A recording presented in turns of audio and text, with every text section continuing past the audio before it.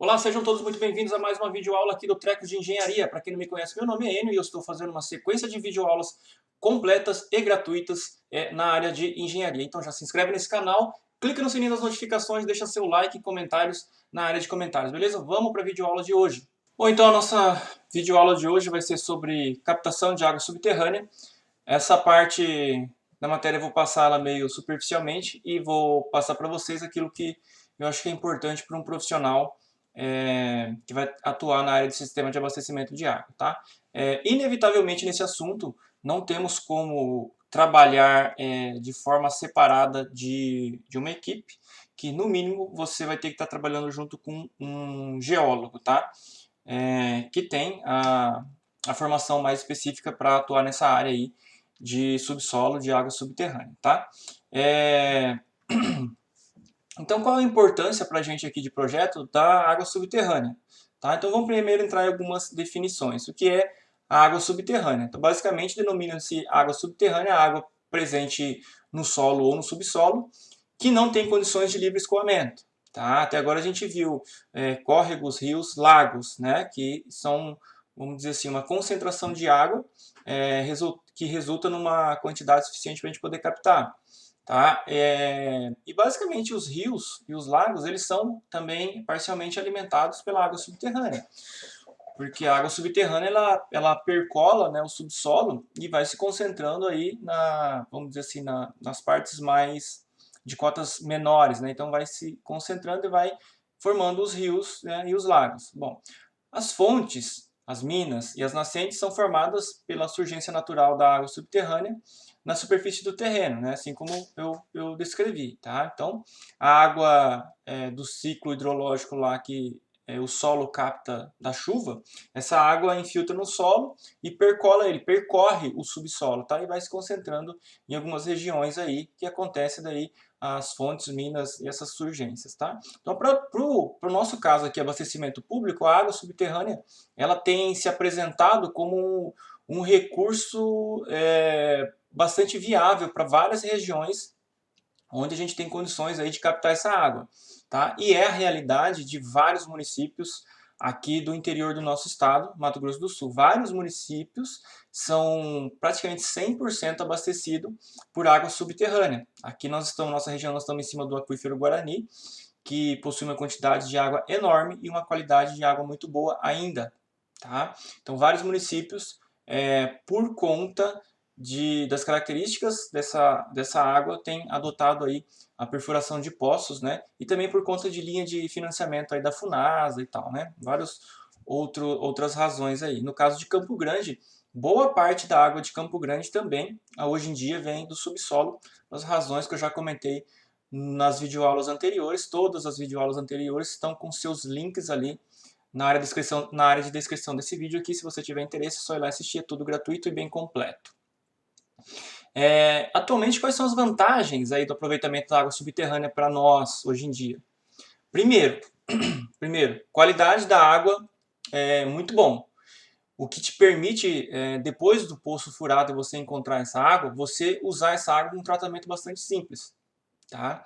Eu já tive a oportunidade de participar de alguns estudos em algumas cidades aqui do interior do nosso estado, onde o pessoal eles bombeiam essa água e basicamente o que eles fazem é bombear essa água, colocar cloro na água, né? A legislação exige que você coloque cloro na água e daí reserva a água e distribui. Então não tem todo aquele tratamento da estação de tratamento de água, toda aquela complicação. E as cidades onde tem a felicidade de poder furar esse poço próximo ou dentro da cidade, onde vai ser distribuído, tanto melhor. Tá? Depois a gente, mais para frente, aqui nessa videoaula, eu vou mostrar alguns cuidados que a gente tem que ter. Tá?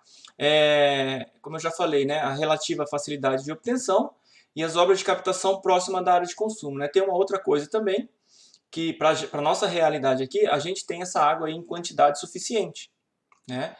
Às vezes basta que você fure vários poços distribuídos na cidade que você tem condições de captar uma água de boa qualidade e com uma quantidade suficiente. Tá? Bom, antes da gente falar um pouquinho sobre os tipos de aquífero, né, que é de onde vem a água, Vamos fazer um exercício mental aqui, a gente recapitular as últimas videoaulas, né, que eu falei sobre como a gente tem que encontrar um manancial superficial, que ele tem que ter quantidade de água. É difícil de encontrar um manancial hoje em dia próximo da cidade que tenha quantidade de qualidade suficiente. Tem que fazer todo o sistema de captação. A gente viu nas últimas videoaulas que a gente tem que remover o sedimento, remover sólidos grosseiros, né? Folha, galho de árvore, essa parada toda, bombear essa água, criar todo um sistema de tratamento dessa água para depois poder distribuir essa água. A exemplo de Campo Grande, a nossa principal captação fica a 30 quilômetros de distância, tá, de bombeamento da nossa principal estação de tratamento de água aqui em Campo Grande. Então, por conta de tudo isso, as cidades no Brasil continuam crescendo, né, a maioria das cidades, e a gente continua poluindo os nossos rios, então as fontes subterrâneas vão se tornar cada vez mais interessantes, tá? Do ponto de vista de acesso, captação e distribuição, tá? Então, o que são os tipos de aquífero que a gente tem? A gente tem aquíferos freáticos e aquíferos artesianos. O nosso interesse sempre está nos aquíferos artesianos, tá? O aquífero freático é o lençol de água que se encontra livre na superfície sob a ação da pressão atmosférica. Basicamente, é aquela água que infiltrou, a água da chuva que infiltrou no solo e está percolando ali as camadas mais superficiais do solo, né? Esse aquífero freático basicamente é aquilo que vai terminar por descarregar ali em algum curso d'água, tá? Então a água entra pelas laterais do canal do rio, ali sai do solo e vai construindo, vamos dizer assim, né? Somando a quantidade de água para formar daí os rios. Por que a gente pode usar essa água? Pode usar essa água, só que normalmente ela tem uma qualidade assim um pouco piorzinha e é mais arriscado dela contaminar porque ela está justamente na superfície ali do solo, tá? Então qualquer contaminação com rede de esgoto, com fossa, hoje em dia no Brasil tem muita fossa que não é fossa cética, né? Fossa negra. Então as águas residuárias elas podem realmente contaminar esse aquífero freático. Então as companhias de saneamento não vão arriscar, né, de captar essa água. Então nós vamos mais para o fundo do subsolo, né, para os aquíferos artesianos, que são a água que encontra-se confinada em camadas impermeáveis, ou seja, essas camadas de solo mais impermeáveis, elas dão uma certa proteção, né, a essa água. E são sujeitas a uma pressão maior do que a pressão atmosférica, que seria o sonho de qualquer companhia de saneamento encontrar um aquífero artesiano. Porque se esse aquífero, a gente vai ver mais à frente, está confinado entre camadas impermeáveis e a pressão ali dentro é grande, você imagina que nem você pegar uma garrafa de refrigerante que tem uma pressão grande, você dá uma chacoalhada e quando você abre, esse refrigerante vaza todo, né? Então seria uma analogia aí para esses aquíferos artesianos. Você imagina então uma companhia de saneamento encontrar um aquífero desse tipo aí onde você nem precise gastar com bombeamento, né? É o sonho de qualquer pessoa que fura um poço, tá? Então, vamos dar uma olhada aqui nessa imagem para a gente compreender mais ou menos como é que funciona, tá? Então, aqui a gente tem uma parte aqui que seria o nível do lençol freático, né? Tá nessa parte azul aqui, tá? Da onde que vem essa água do lençol freático, tá? É a água, basicamente, que infiltra no solo, tá? Pela chuva, tá? Não é essa partezinha aqui desses veios d'água aqui, tá? Essa parte aqui é de escoamento superficial. E essa água que infiltra no solo, ela vai acabar se direcionando pelo subsolo, formando esses lençóis freáticos que tem esse direcionamento, né, esse caminhamento também ali para o rio, para o córrego, tá? E aí eles vão se somar, né, aqui no curso d'água, no rio, no córrego, tá? Então, obviamente, né, que qualquer interferência humana aqui nessa parte de subsolo, né, se a gente fizer tubulação, por exemplo, de esgoto, que tem muito nas cidades, drenagem, etc. e tal, que acabam vindo para uma estação de tratamento de esgoto, né, e a drenagem das cidades vai direto para o rio, o que acontece se essa tubulação de esgoto aqui ela se romper, que acontece muito, né, nas juntas, nas conexões, a tubulação vai ficando velha, né, a drenagem mesma coisa, essas águas de qualidade pior, elas vão acabar entrando no subsolo e vão acabar chegando no lençol freático e vão acabar chegando no córrego, tá? O solo, ele, quando recebe essa água ou esse esgoto, ele acaba, vamos dizer assim, nos seus vazios ali, as bactérias começam a trabalhar ali, começam a degradar essa matéria orgânica vinda, por exemplo, de esgoto. Então, o solo dá uma, entre aspas, tratada nessa água. Mas é óbvio que se você captar água do nível do lençol freático aqui, você vai estar sujeito a uma qualidade da água aí duvidosa, né? O seu risco de ter alguma contaminação é muito maior, tá? Ao passo que, se você encontra uma camada, por exemplo, de aquífero confinado, como essa representada aqui, que está entre camadas impermeáveis, né? Essa camada aqui de água, ela está protegida por essa camada impermeável. Então, o que vem lá da natureza, não, nós, seres humanos aqui, jogando a nossa nhaca para o subsolo, essa camada impermeável ela protege. Lembrando que essa distância aqui da superfície até esse aquífero aqui pode ter centenas de metros, né, dezenas de metros, né, 100, 200 metros de profundidade. Quanto mais profundo, mais protegido vai estar, obviamente, tá bom? Então, a gente pode ter aí conceitos de hidrogeologia, né, definição de alguns tipos de aquífero. Então, a gente tem um aquífero livre ou freático, um aquífero que apresenta a maior parte da superfície da água em contato com a pressão atmosférica, como já foi falado, né, superfície piezométrica, tá? Chamada superfície freática ou lençol freático. Quer dizer, o nível de água lá embaixo no subsolo, tá? Que é próximo da superfície ali, basicamente tem a mesma pressão que a pressão atmosférica, tá? Então, o escoamento ali é um escoamento livre e o nível da água ali é o nível piezométrico, tá? O que acontece é que a variação do nível da água do lençol freático, ele varia porque o percorrer dessa água ao longo do subsolo também causa as perdas de carga, né? Então ele vai sofrendo perda de energia e além disso a cota dele vai diminuindo para chegar num ponto mais baixo até ele conseguir desaguar num corpo d'água ali, que seria um córrego ou um rio, tá?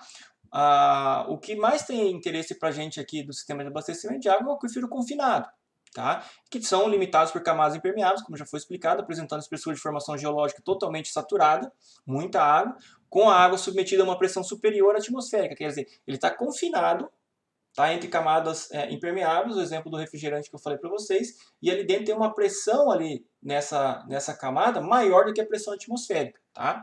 Se o nível piezométrico dessa superfície aí, saturada de água for maior, por exemplo, do que a cota do terreno, quando você furar isso, a água vai sair até uma cota superior do terreno. E isso que é o interessante e é difícil de encontrar, né? Então isso determina que o nível da água, a superfície piezométrica, seja superior ao teto da camada que está confinando esse aquífero. Aqui a gente tem um exemplo, tá? Um corte no terreno.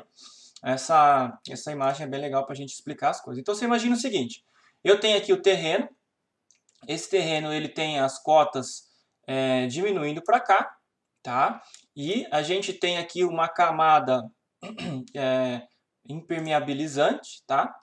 Uma camada de aquífero que está confinado. Então ele estaria confinado entre uma camada aqui impermeável, tá? E outra camada impermeável, tá? E por que que esse aquífero aqui em alguns pontos dele a gente tem o nível piezométrico dele, né? É maior do que o terreno, tá? Porque é o seguinte, é igual da hidráulica. Vocês imaginem o seguinte, que isso daqui é um tubo. Vamos fazer lá com a analogia hidráulica. Isso aqui é um tubo, tá? É um tubo. E eu fechei esse tubo aqui. Aí eu enchi esse tubo de água até aqui na boca, tá? Se eu não tenho movimento de água aqui, lá da hidráulica, eu tenho a estática dos fluidos, a água está paradinha.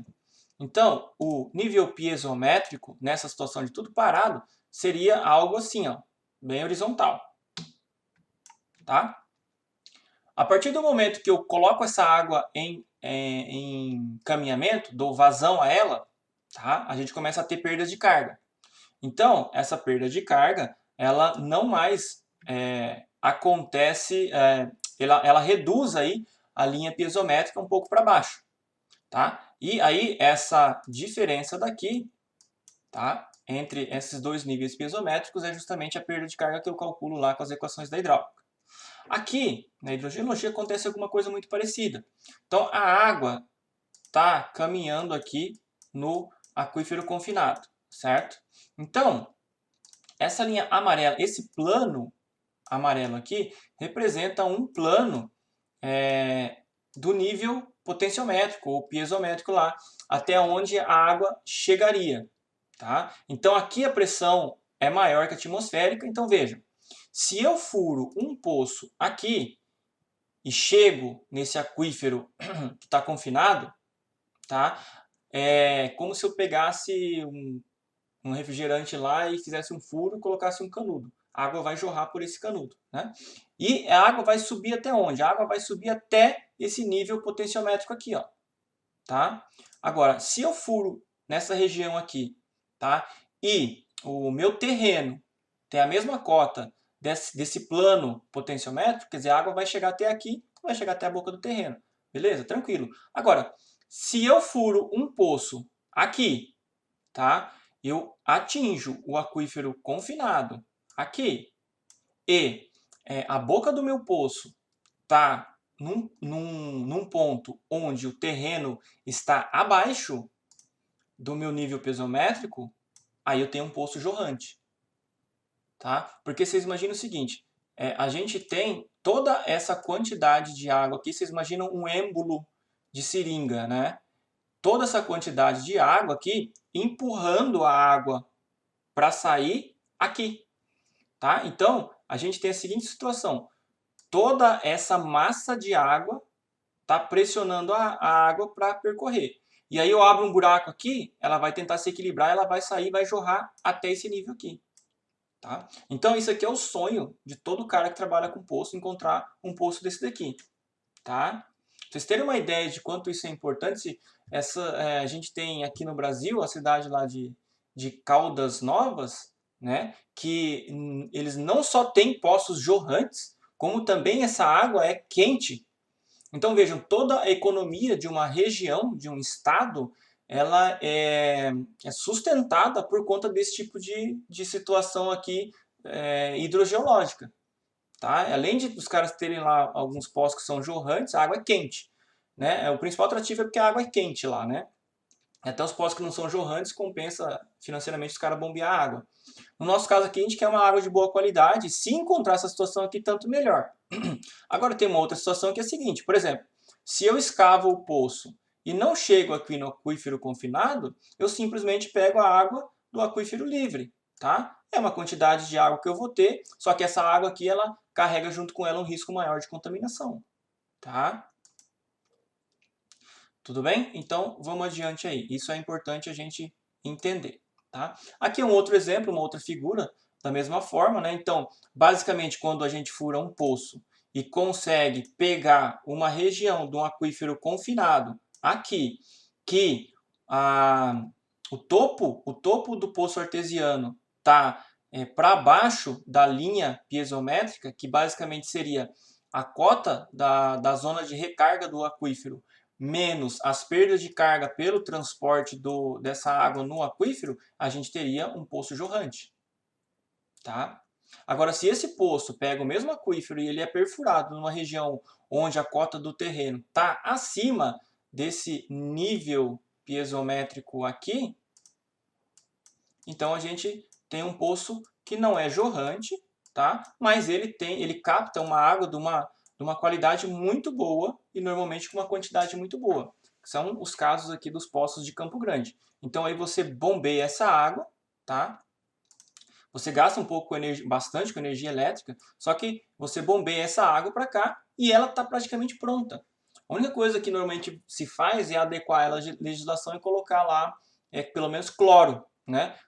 Normalmente você bombeia essa água para fora do poço, já injetando o dosador de cloro nela, porque ela já sobe turbilhonada, já mistura o cloro e aí essa água já de boa qualidade que vem lá de baixo já entra clorada para as caixas d'água lá de distribuição, certo? Normalmente é assim que se faz, as cidades fazem normalmente assim, tá? Então tem lá o custo da energia elétrica, tem, só que, cara, você imagina assim, você fura esse poço perto da sua rede, onde está no meio da rede de distribuição. Então você vai lá e já praticamente distribui, tá? Depois vamos ver alguns cuidados que você tem que tomar, que é uma parte legal dessa videoaula de hoje, tá? Então, a gente tem alguns tipos de aquíferos, tá? Isso aqui vocês vão ver mais em disciplinas de hidrogeologia, tá? Aquíferos porosos são aquíferos que aproveitam a permeabilidade e porosidade original da rocha, por exemplo, os arenitos. Para a gente, o que interessa aqui de hidrogeologia é saber a quantidade de água, ou ter uma estimativa de quantidade de água que tem no subsolo. Onde que essa água fica no subsolo? Nos espaços, nos vazios. Então, se você tem um subsolo lá que tem muita areia, né, os arenitos, quer dizer, entre um grão de areia e o outro tem um espaço e a água vai estar ali, tá?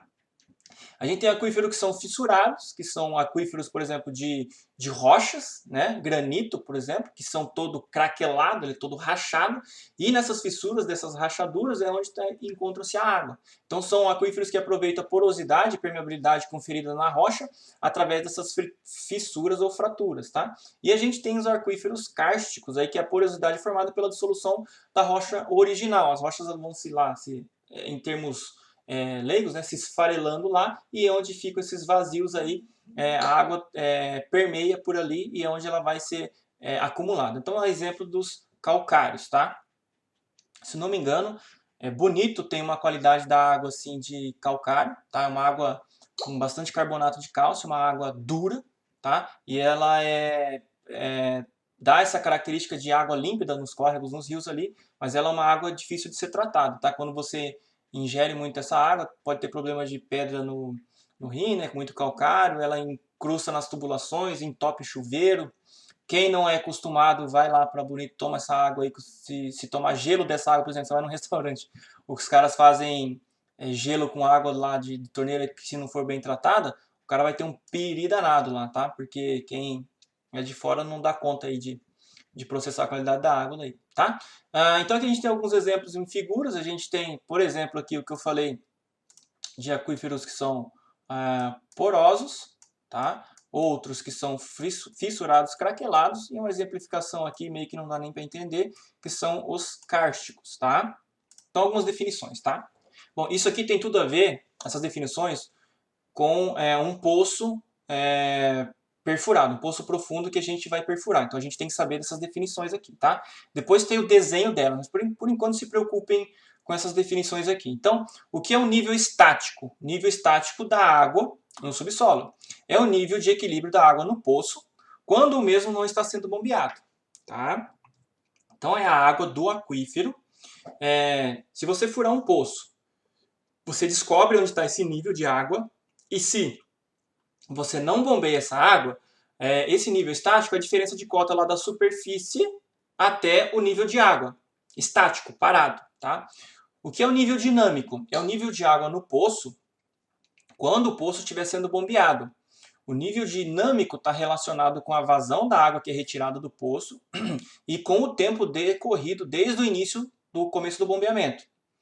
Quando, por exemplo, é uma determinada vazão X, o nível se estabiliza, tem-se o nível dinâmico de equilíbrio. Então, veja, se eu tenho um poço furando lá para o subsolo, aí eu não liguei o bombeamento, o nível de água que está aqui é o nível estático. Quando eu começo a bombear essa água, ela vai entrar no poço e vai subir para a superfície. Aí esse nível, que era o estático, ele começa a diminuir, tá? E quando ele se estabilizar, aí eu troco o nome dele de nível estático para nível dinâmico. Tá? Então é o nível que a água está fluindo para dentro do poço, passando pela bomba, certo? Nível dinâmico.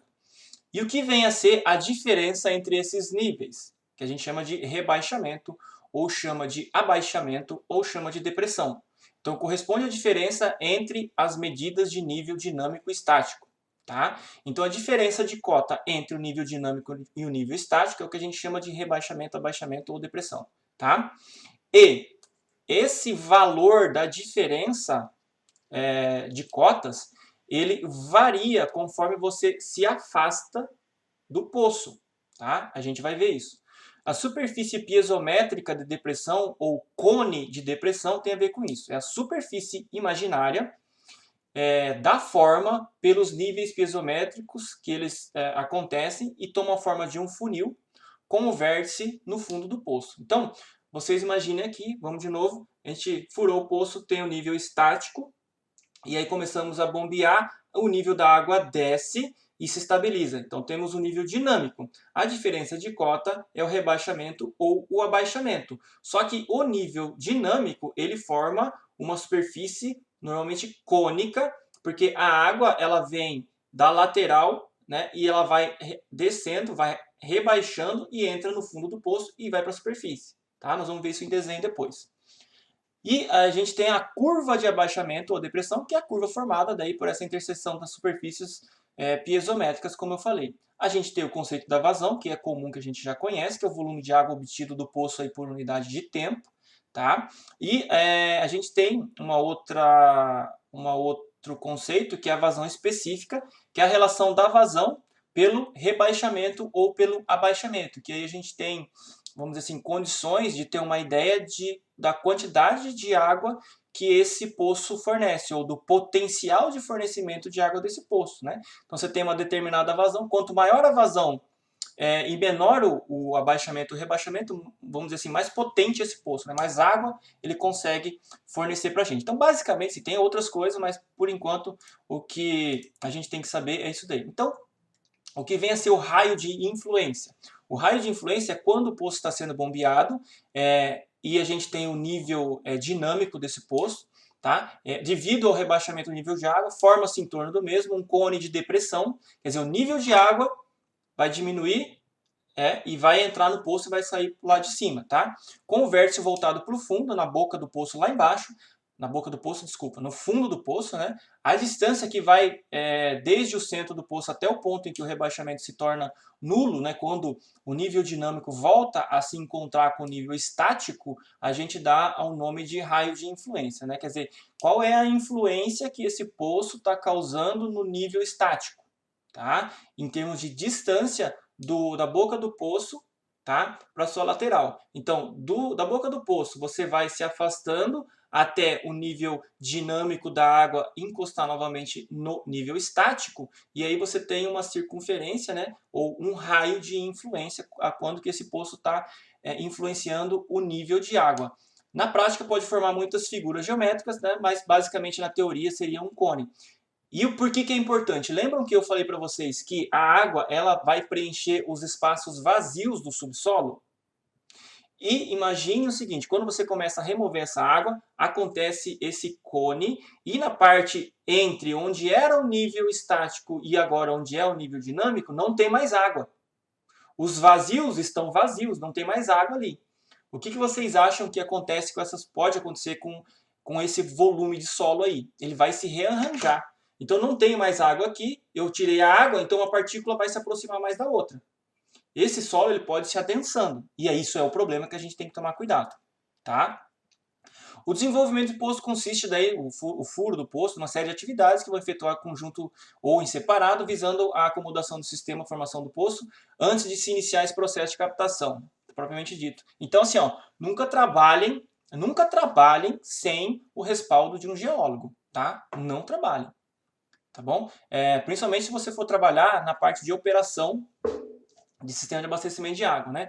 Projeto é um ambiente mais controlado. Então você vai ter a condição aí de no seu orçamento você incluir aí um profissional de geologia. Agora, às vezes você altera o funcionamento de um poço, tá? Que teve um certo dimensionamento lá e você precisa de mais água, você vai captar mais água, você vai alterar o cone de depressão e aí você pode ter problemas, tá? Então eu imagino que o risco de você ter problemas é mais na operação do que na hora de você fazer um projeto, um sistema de abastecimento de água considerando captação por poço, tá?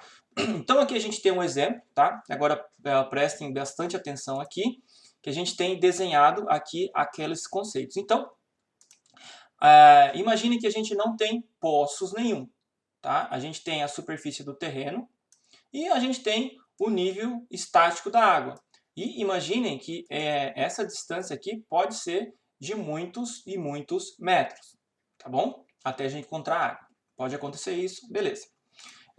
Então, a gente tem aqui exemplificado um poço que está furado aqui, tá? Depois a gente vai ver como é que funciona as partes de um poço aí. Basicamente é um furo, você coloca filtro, bomba lá embaixo e ele vai bombear a água e vai vir para cá. Enfim. E aí, para o nosso exemplo, a gente furou outros poços menorzinhos aqui, não são para bombeamento, são só para monitoramento, tá? Para a gente poder desenhar o cone de depressão, tá? Isso acontece em estudo aí de bombeamento, estudo de poço aí, tá? Você faz furos aqui para monitorar tanto a qualidade da água quanto o nível dela, fechou? Então, beleza. Quando você não está usando a bomba, o nível da água está aqui. Quando você começa a bombear, esse nível da água ele começa a cair, ele começa a cair, ele começa a cair, ele começa a cair, né? Quer dizer, a água ela está vindo em direção à entrada do poço. Então a água está vindo aqui, ela está entrando aqui e está saindo aqui. Então o nível que era o nível estático, esse daqui paradinho, ele passa a ser um nível dinâmico. A água está andando ali, ela está dinâmica. Então a gente forma uma superfície imaginária, tá? Que na teoria a gente usa o formato de um cone para a gente poder entender o que está acontecendo ali. Tá? Então a gente tem aqui nível estático e aqui nível dinâmico ou do abaixamento. Tá? O abaixamento ou o rebaixamento é essa diferença de cota entre o nível estático e o nível dinâmico. E conforme você se afasta do poço, você vai ter um outro nível de abaixamento ou rebaixamento. E conforme você se afasta mais do poço ainda, esse nível de abaixamento e rebaixamento ele vai cada vez ficando menor, até a gente chegar novamente o nível estático se encontrar com o nível dinâmico. Aí, desse ponto do encontro do nível estático para o nível dinâmico, de novo, essa distância daqui, desse encontro dos dois níveis, até o nosso poço, a gente dá o nome de raio de influência, quer dizer, até onde que o poço está influenciando, tá? Tem como calcular esse nível de rebaixamento? Tem uma equação para calcular? Tem. Eu não vou abordar aqui nessa disciplina, porque seria muito superficial e vocês precisam realmente trabalhar com um geólogo. Mas, se você quiser fazer alguma estimativa, existe essa equação. Você vai ter que estudar a lei de Darcy, né, que é a percolação, né, o percurso, a percolação da água em meios porosos, né, e etc. e tal. Vocês vão encontrar essa equação facilmente. Não recomendo que vocês façam nenhum projeto e assinem uma RT para poço, né, sem o respaldo de um geólogo, tá bom? Então, acho que os conceitos estão bem explicados aqui, vamos adiante. Por que isso é preocupante? Tá? Eu ainda não acabei, vamos voltar. Nessa região aqui, ó, nessa região toda aqui, havia água. Você ligou o poço e está retirando essa água e ela está subindo lá para a sua superfície, você está usando essa água. Agora, aqui, né, o subsolo, ele tinha lá um monte de partículas, tem, né, um monte de partículas, e o espaço entre essas partículas estava preenchido com água.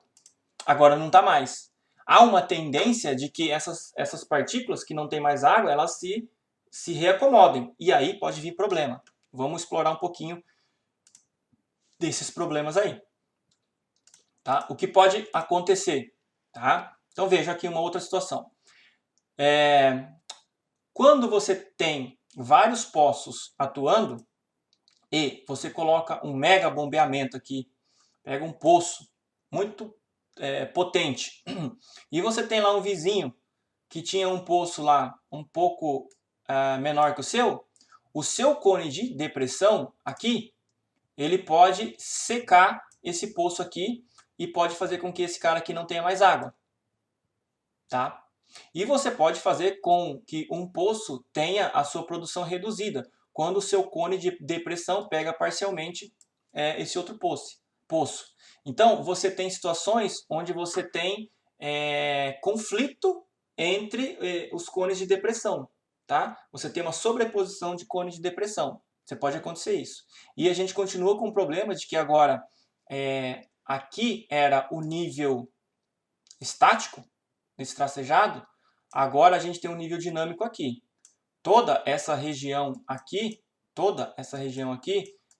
não tem mais água.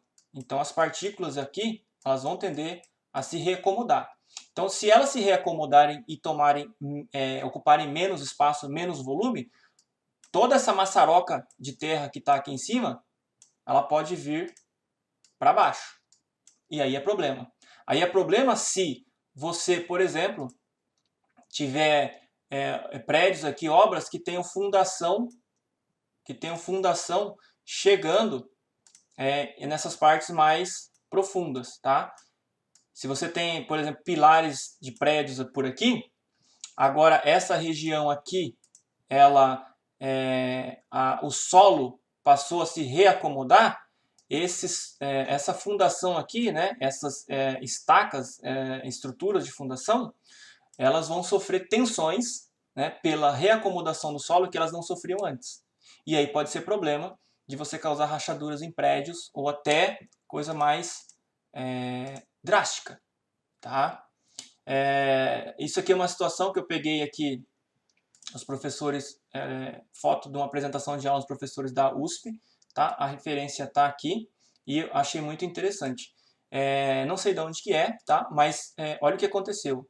Aqui, muito provavelmente, o cara tinha um poço bem aqui, dentro da casa dele, tá? Dentro da casa dele, e continuou bombeando, bombeando, bombeando. Formou-se o cone de depressão embaixo da casa do cara, as partículas de solo foram se reacomodando e a casa do cara veio abaixo. Não é brincadeira. Então vejam aqui o raio de influência. Até aqui foi onde que o solo cedeu. Provavelmente havia um raio de influência um pouco maior. Essa casa aqui provavelmente ela está meio que comprometida, no mínimo ela rachou. Tá? E vejam a formação aqui do cone de depressão, olha. Vejam aqui a formação do cone de depressão. Então foi-se embora a casa do cara, tinha gente aí se machucou, morreu. Então realmente é um perigo sério e eminente. Então vocês precisam entender que isso pode acontecer, tá bom? Por isso que eu falo, se você trabalha na operação de uma companhia de saneamento, você tem um poço que está funcionando, ele está em equilíbrio, não cedeu nada do solo, e em um determinado momento a cidade aumenta, algum diretor que não é da área da engenharia, que não tem conhecimento técnico, sugere aumentar o bombeamento, você vai mexer no cone de depressão, você vai mexer no subsolo, e situações desse tipo podem acontecer. Tá? Pode acontecer. E aí é mais interessante você sair dessa empresa, tá? Sair dessa empresa, perder seu emprego, cair fora, do que você assumir uma bucha desse tamanho aqui. Assinar uma responsabilidade técnica por isso, tá? Então não trabalhem sem um geólogo, tá? Um outro exemplo aqui também de um cone de depressão, olha o tamanho do problema. Olha o tamanho do problema, tá? Isso aqui eu acho que é um carro, tá? Isso aqui é o pé direito, a altura de uma casa, sei lá, 5 metros. Olha o tamanho do buraco, tá? O negócio é sério. É óbvio que o efeito pode variar dependendo do tipo de solo, é óbvio, mas entendam o tamanho do problema, tá? Então, poço tubular profundo. Agora vamos entrar no que seriam os poços, tá? Poço tubular profundo é uma estrutura hidráulica vertical, tubular, e que dá acesso a um aquífero e água subterrânea que esse contém. Para construir é necessário um conhecimento básico da geologia, óbvio, da região, que é onde se vai projetar adequadamente o poço, aquilo que eu já expliquei para vocês, possibilitando uma exploração correta do mesmo, sem causar os problemas que eu já citei para você, e sem causar redução de vida útil do seu equipamento também. Então, a gente pode dividir o poço tubular profundo basicamente em três tipos de poço, né? Os profundos são mais difíceis de acontecer esse tipo aí de problema que eu mostrei para vocês, tá? Os mais rasos, que captam água mais à superfície, são mais problemáticos. Então, o poço pode ser não revestido, quando você tiver a sorte, por exemplo, de pegar uma camada rochosa, né? Por exemplo, de rocha, de granito, alguma coisa assim, e pegar a água, né, dessas fissuras aqui, injetar ela no seu poço e você bombear lá para cima, tá? É interessante. É caro para furar, porque você vai furar a rocha, tá? Você tem um poço, esse poço que é revestido, né, que tem um exemplo, né? Você tem um poço revestido, você tem o tubo adutor, a bomba que entra é uma bomba diferente, a bomba submersa que vai lá no fundo, você tem a parte de filtro, né? Pré-filtro e etc, tá? Poço misto, onde você tem uma parte que não é revestida e uma parte que é revestida, tá? Depois vocês deem uma olhada com mais calma aí nas apresentações. Outro exemplo de poço misto também, você tem o tubo revestido aqui, depois você pega a rocha, você pode não revestir mais, tá?